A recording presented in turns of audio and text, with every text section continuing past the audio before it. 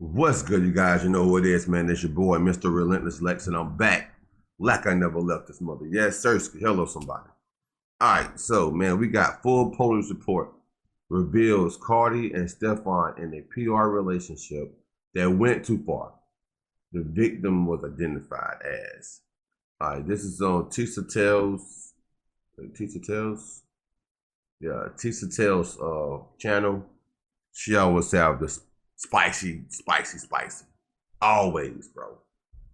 I've heard some details about what took place, but I think this is the latest right here. So let's check it out. We're gonna get straight into it, you guys. Happy New Year's to everybody out there. May y'all year be blessed and full of success and prosperous. And one important thing that everybody's missing is she says in the police report that between November 7th and November 14th, right? Stefon asked her to vacate her room for a week because he was having house guests. Do you know who was also over at Stefon's house at that time? Cardi B. Cardi B. Do you know why? Because she had just given birth and she came home to his house. And the woman that was in his house that told him he was... Yo, let's get into this full police report because, yo, I feel sorry for Cardi B, but I feel sorry for any woman that is around Stefon Diggs. I never thought I would say this, but y'all, well, I always say this. Y'all were right. Offset may have been better because Stefon seems like a conniving, calculative, manipulative gaslighter. But here's the thing. He don't even really seem to like Cardi. I don't know if she knows, but this might actually be a one-sided PR relationship. You guys, let's get into this whole report. But why would Stefon ask his private chef to vacate a house? Because Cardi was coming home with their baby, but only for a week. Let's get into this. Okay, so let's get into the full police report. How y'all doing, everybody? I'm gonna try to go live about this today or tomorrow, but this is developing quickly, okay? So Got the Scoop on Instagram says that the chef's name is Mila. Now, so Got the Scoop on Twitter had that, right? Now, coincidentally, the chef just happens to fit his type to a T. And this is the same woman. I was about to say that. If you don't know, she had to vacate her room in the house the week Cardi was going to be there to either go in labor or give birth. All right, let's get into this. Let's just take it from the top because Stefon also he's a maniac. There's something wrong with that man. And I knew that from the way he dressed, bro. I knew something was wrong with Stefon for the way that he dressed, bro. I'm just being honest. That's a whole different level. I thought Cam Newton was a weird dresser. He got Cam Newton beat by a long shot. That's crazy. Oh, God. This is why sometimes, here's the thing. Cardi had her baby. You have to move on from that. But there is something to be said about, girl, you're turning into a cautionary tale on why you need to sit back and just chill in the corner and heal in peace. Anyway, so here's the thing.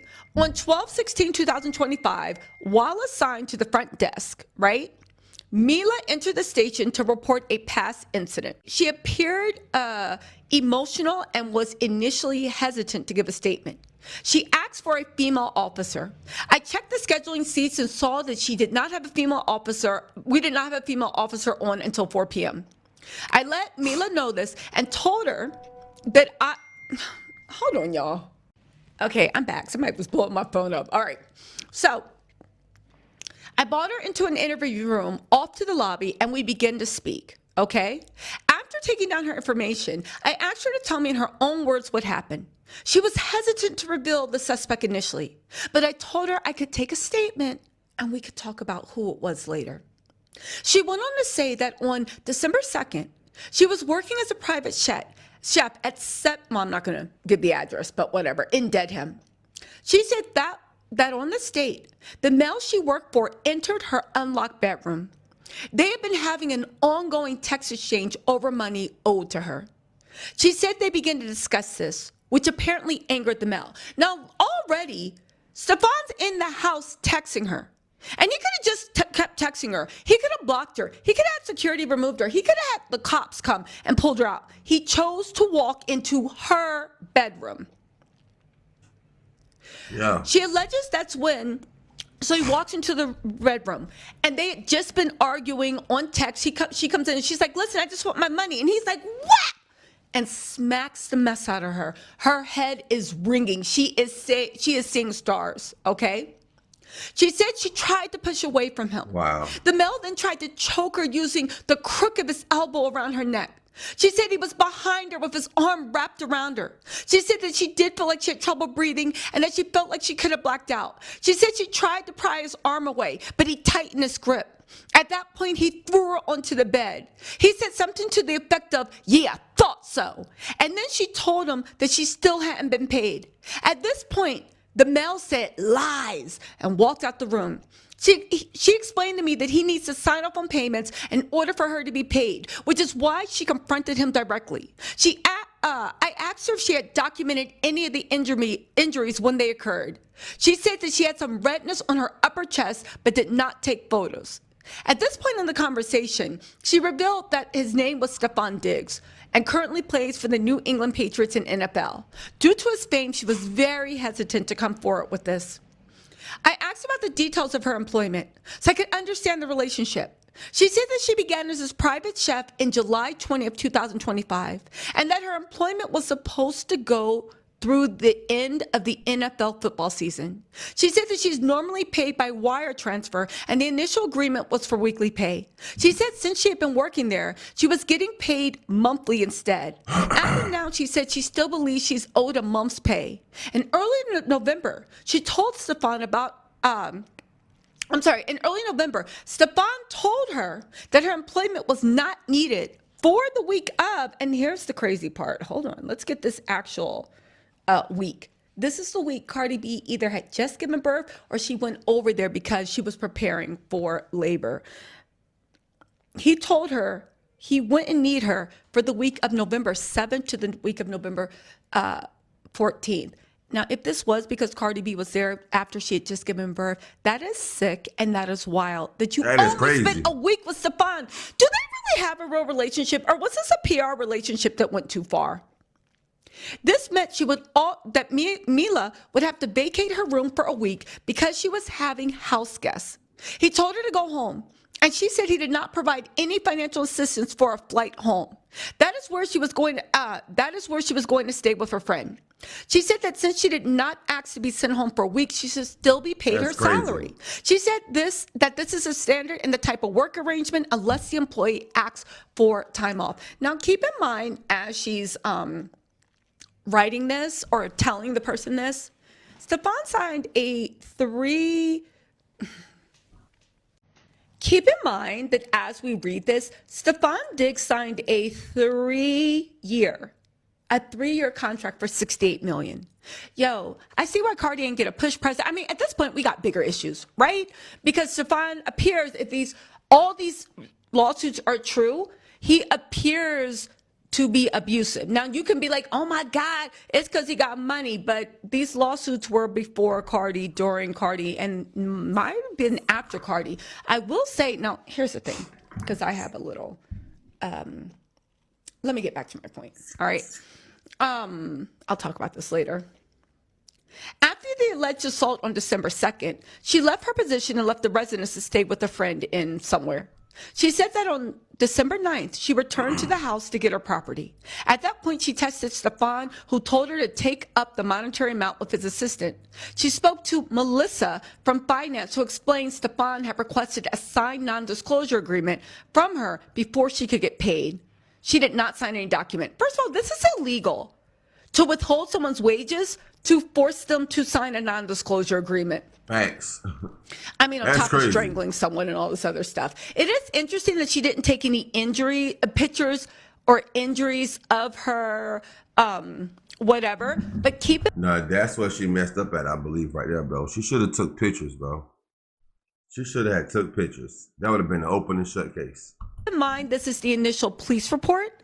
And keep in mind that there was an independent investigation by the police, and they wanted to move in and arrest him earlier, but she was scared. But let me get back to the story, and then we'll get into it. I told her, Mila, that we could proceed with the investigation and file charges, but she said that she did not want any charges filed at this time. I told her that as a victim, an officer would be following up regardless.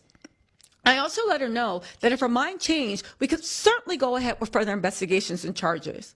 I explained the process to her in regard to obtaining a restraining order. She said that she did not wish to seek one.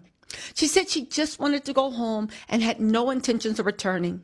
Mila was also going to email me any screenshots related to this incident at her convenience. I also sent her to the DV risk assessment form and strangulation suffocation form by email. These were returned to me and added to the incident. The screenshots were sent to me and added to the incident. These came from a different number than initially provided. When I inquired about this discrepancy, she identified the new number where she had communicated with Diggs in the past. On 12/20/2025 at around 9:45 a.m., I spoke to her over the phone. We discussed how she'd like to proceed. As of this date, she still wanted to hold up any criminal charges being filed. She asked that I reach out to Stefon and ask him not to contact her anymore. She said that earlier in the week, she received a voicemail and a text message from a female she believed to be Stefon's girlfriend. Now, here's the thing. I, like everybody else, is assuming it's Cardi B because Cardi B's telling us that's her man and they're doing all this other stuff. However, it could be another girl. It could be another girl, and it could be another new girl. Dang. Let me find out that Stefon got another girl. God, who would have thought that Offset seemed like simpler times? Yo, ugh. And Offset tried to warn Cardi B. In so many words, he did try to warn her, bro. Anyway. He did. She said earlier this week she received a voicemail and a text message from a female that she believed to be his girlfriend. Based on these messages, she believed that Stefon somehow knew the police were contacted. The messages stated something to the effect of, "You don't need to do all this, it's not a big deal." I assured her that Stefon had not been contacted yet by any members of the police. In an attempt to fulfill Mila's request to contact Stefon, at 10:10 a.m. on 12/20, I contacted Stefon at another number provided to me by Mila. The call went straight to voicemail. I identified myself and I asked for a call back. On 12/22 around 1:30 p.m., I attempted to contact Stefon for a second time. It also went straight to voicemail, and I left a second message. I notified Mila, and she also sent me an email from a woman that handles his business interests. If I have not received a call back by 12/23, I will reach out to her. In the meantime, I received an email and a voicemail from Mila. The voicemail expressed interest in going ahead with criminal charges. I called her twice at around 9:25 a.m. on 12/23, and the number went to voicemail both times. I left the voicemail for the second report. Oh, it's not over. At approximately 9:45 a.m. on December 23rd, I spoke to Mila. She let me know that she had changed her mind from a few days ago and wanted me to go ahead with filing criminal charges in this case. I'll be applying for a criminal complaint against Stefon based on her statement to me on 12/16. Based on her statement, I'll be applying for a criminal complaint. Okay, so that's what the arresting officer wrote. Now, Stefon's team does say that this wasn't investigated. It wasn't this, it wasn't that. You still got a criminal complaint. This is still the third person under year to accuse you of assault. Thanks. You got 4 babies, all under the age 1. You got all this mess going on. You literally lured all your baby moms over for Christmas. My thing, now that I see him as so calculating, you wanted to get them all together because you knew what was coming and you wanted to get your baby's moms probably on the same page so they wouldn't open their mouths and be like, oh my God, that happened to me too. That's my opinion.